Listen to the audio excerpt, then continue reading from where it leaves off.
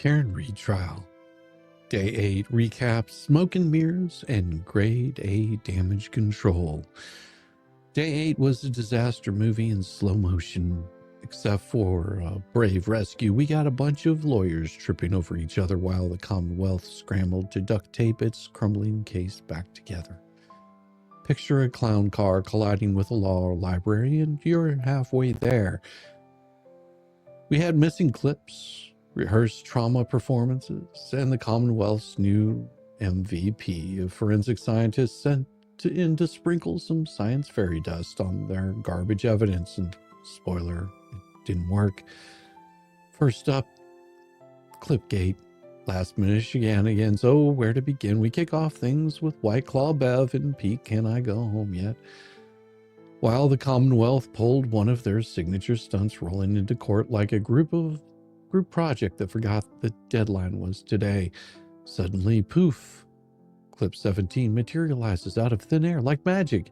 As for Clips 13 and 15, yeah, those were basically Frankenstein together, and the defense had to raise their hand like the only sober person at the party, and, Your Honor, these clips are missing half the freaking story.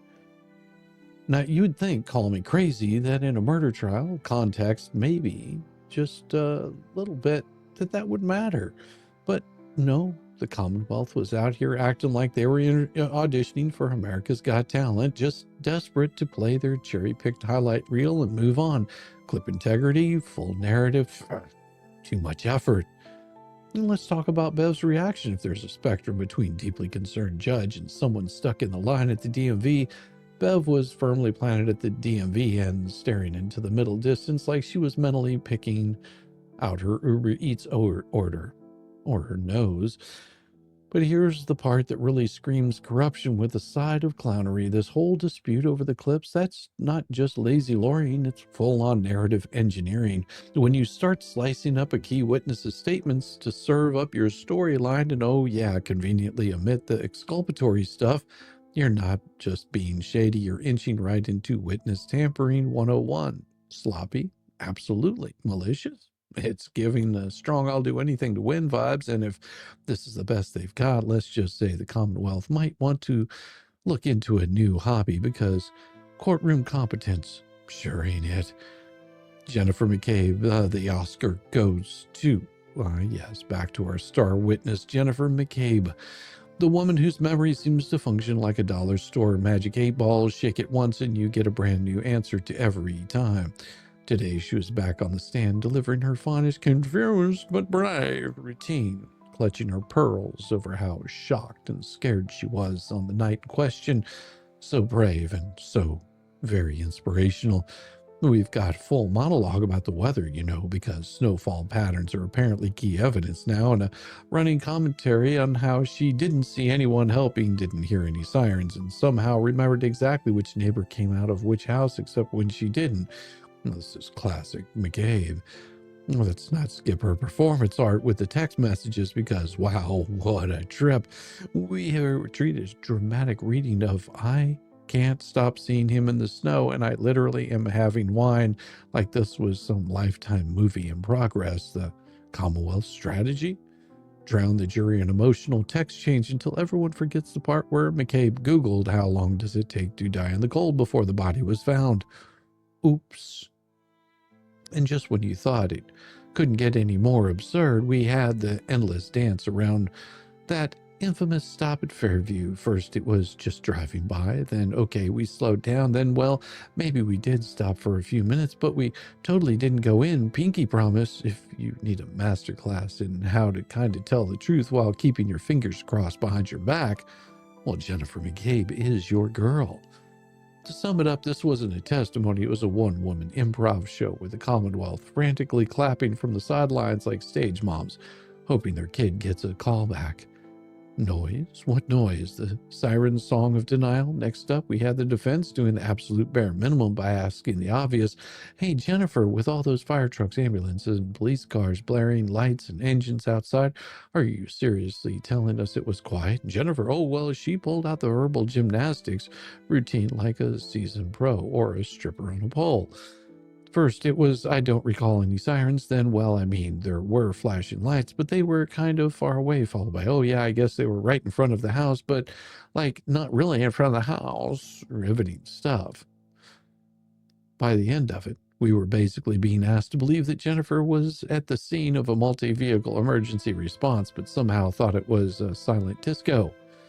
Let's not forget her painfully awkward tap dance around the fact that both she and Carrie Roberts were screaming their heads off that night. Not so much that Roberts allegedly had to shout, "Shut the F up," at one point, but sure, no sirens, no noise, just a peaceful little murder scene with the background mood lighting. Sounds totally plausible. Bottom line, if you were wondering whether this case could get any more cartoonish, well, Jennifer just proved that the answer is always, yeah. Well, then we enter in the science lady with a calculator. Hannah Knowles, forensic scientist, lab resident, code of the Massachusetts State Police Crime Lab, here to dazzle us with her bulletproof credentials and explain very slowly, like we're all 6-year-olds, what alcohol is, what it does, and how the lab calculates blood alcohol content. Seriously, couldn't she just handed out a dare pamphlet and saved us about an hour? She rolled through the fancy talk like talk about accreditation, rigorous testing, and our lab is basically the gold standard for precision. Well, it's great stuff, except for one tiny problem. Her entire analysis was based on blood drawn from Good Samaritan Hospital. Then what's Good Samaritan? Oh, just a regular old hospital lab that isn't a forensic lab, isn't held to the same strict standards, and isn't under the same accreditation umbrella. Translation: the science is only as good as the sketchy hospital records it's built on. Knowles basically admitted that while her math was flawless, she had no clue whether the source data was reliable. So in a nutshell, the Commonwealth dragged in a top-tier scientist to rubber stamp a report built on a foundation of, well, we hope the hospital got it right. Now, if that doesn't scream reasonable doubt, well, I don't know what does. But in this kangaroo court, it's hard to tell. Oh, and just add some extra glitter to the circus, they wrapped it up by admitting that all of this hinges on times and data points spoon-fed to them by the DA's office. Because nothing says scientific integrity like just trust the paperwork. Well, the bigger picture was the witness tampering, or was it just sloppy? Because this whole day reeked of frantic backpedaling and pure desperation. We got edited clips magically appearing like they're on a bad reboot of Unsolved Mysteries. McCabe's performing a full-on sympathy tour like she's up for a Lifetime movie role. And forensic science, well, that's just about as trustworthy as a Craigslist babysitter. But scratch beneath the surface and you just don't see incompetence. You see something way uglier. Why are these kid video clips conveniently swapped out at the 11th hour like nobody will notice? Why is McCabe sticking to her "woe is me" script like her mortgage depends on it? Spoiler, it might. Why is the forensic case hanging entirely on a hospital data that fails the very standards forensic science is supposed to uphold? Let's stop calling it sloppy and start calling it what it really is: witness tampering's greasy cousin, evidence massaging without the happy ending, and a legal team so desperate to patch up their paper-thin case that they're willing to cut corners at every turn. This wasn't just a bad day for the Commonwealth, it was a masterclass in how to not build a credible prosecution. The verdict on day 8 was Titanic meet iceberg. If you were wondering what desperation looks like in a courtroom, well, congratulations.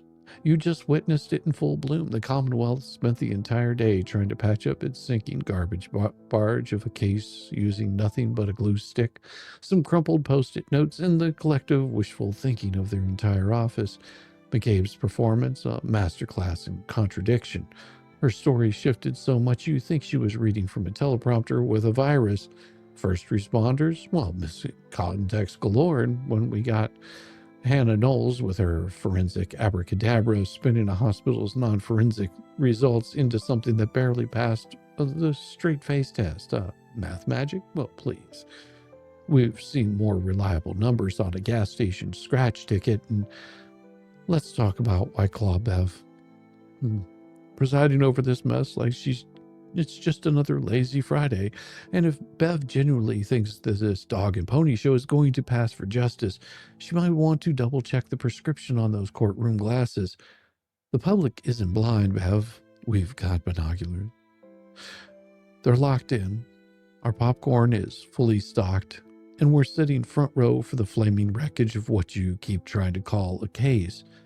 And spoiler alert to all of those that you don't know, the wheels are off on the bus, and it's barreling down the highway at 55 miles an hour as the children scream in agony.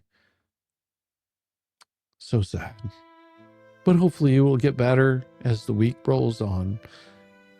I'll start doing weekly recaps and not daily recaps. Enjoy. And as always, hit that thumbs up and subscribe. Peace, y'all. Have a wonderful, wonderful day. And I'm out.